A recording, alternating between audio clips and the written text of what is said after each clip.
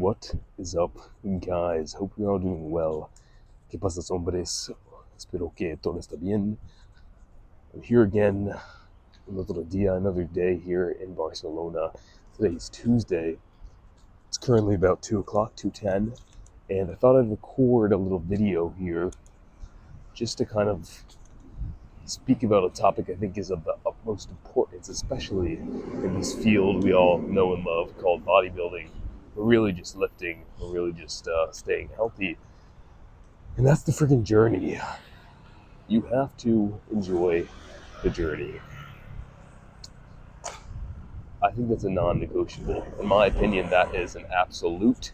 You cannot continue on any sort of physical path of, continual development over a long period of time without taking that into account and without making that the basis of your freaking principal approach to fitness, right? If you are someone who is trying to pursue long-term, by long-term I mean, more than like a month.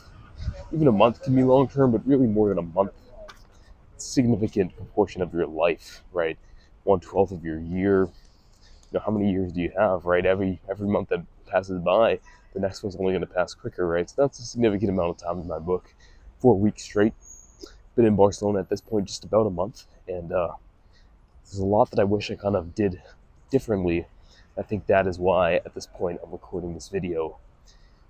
And so when I say enjoy the journey, well, first of all, let me talk about what prompted this. I was in Madrid 2 days ago, only for a few hours, but towards the end of my visit, I had this guy come up to me, this native Spanish speaker, who was writing a book, and he was like, I'm writing a book for young people on how to find their way, and I want to ask you a few questions. And at the time, I was feeling kind of lost myself. I had just come off a massive binge, and I was like, man, I'm fasting. I was in a fasted state, first of all, but then I was like, going to be fasting for days afterwards. I don't know what the hell I just did. Why did I do that? The journey at that moment was not alluring in any way. I was hating it. Now, not so much, but then I was hating it. And, we talked for a bit. He gave me some advice. And one thing he told me that I remembered was you have to enjoy the journey. You have to. And I think, in today's era, more so than his era, it's even more paramount because we have so many comparisons constantly with other people online, famous people, successful people, our age, older, younger, and constantly we are bombarded with this image of the destination, the goal. I'm rich now, I'm a bodybuilder now, I'm on stage now. Even less frequently are we given the journey and allowed to experience that, because how can you, right? It's a lot harder to show someone your entire journey than a little glimpse of the final position you've acquired, right? And oftentimes that final position is way more attractive than all the shit you have to do to get there. At the same time, it's only the 1%, maybe even less than 1%, a fraction of a fraction, right? Most of your life is a journey. When you're in school, that's a journey. The end goal is the diploma. When you're in the gym, that's a journey. The end goal is, that 1 millisecond when you've hit it. After that, you probably have a new freaking goal already designed. And so you can already see the kind of problem. If you're living goal to goal, well, you're not going to be happy that much at all. If the goal is only 1%, a fraction of a percent of the time you spent getting there, and immediately once you get there, as is so often the case, you're just thinking of the next freaking goal.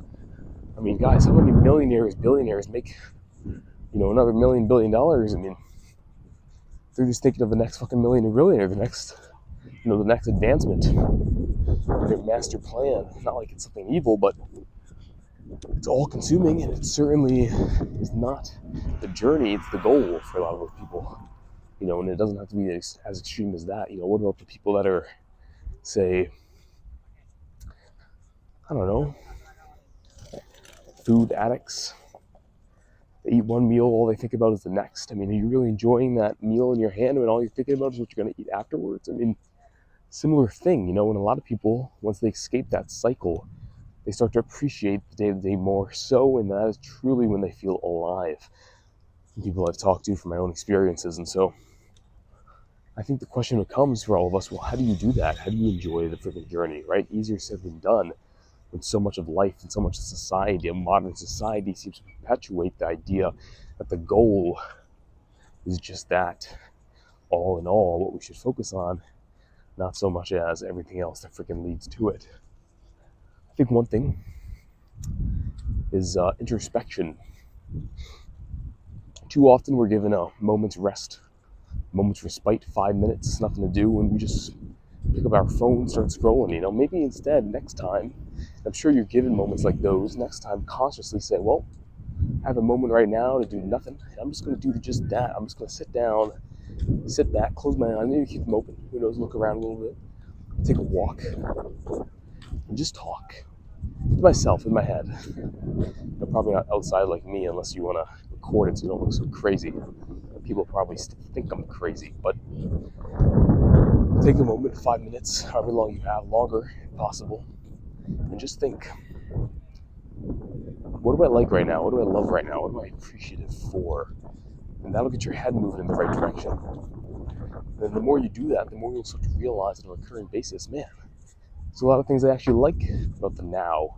Maybe I'm not at my journey. Maybe I still have 4 months of school left. Maybe I still have 10, 20 pounds left to lose, but damn, life ain't so bad right now, And so I think that goes for all aspects of your life. Let's say you're in a relationship, it's not going so well, or you just got out of one, you're like, man, what's the goal? The goal is to get back into one, the goal is to fix it. Or what's not going so bad right now? Why don't you stop and take a second? Life might suck in some aspects, but what's good? You're alive, right? Maybe something hurts. Well, guess what? One day I had a doctor years back tell me, man, pain is a sign you're alive. That's what he told me. And he was an older doctor. And so I never forgot that, because I felt at that moment that what he was telling me was not so much simply pushing away my feelings, simply tell me that what I was feeling at the moment was less than what he thought it should be, but rather a genuine aspect of wisdom he was distilling from his long years, of which he didn't have too many left. Which was, man, appreciate at your young age that you are alive. Because genuinely, that doesn't last forever. That's not an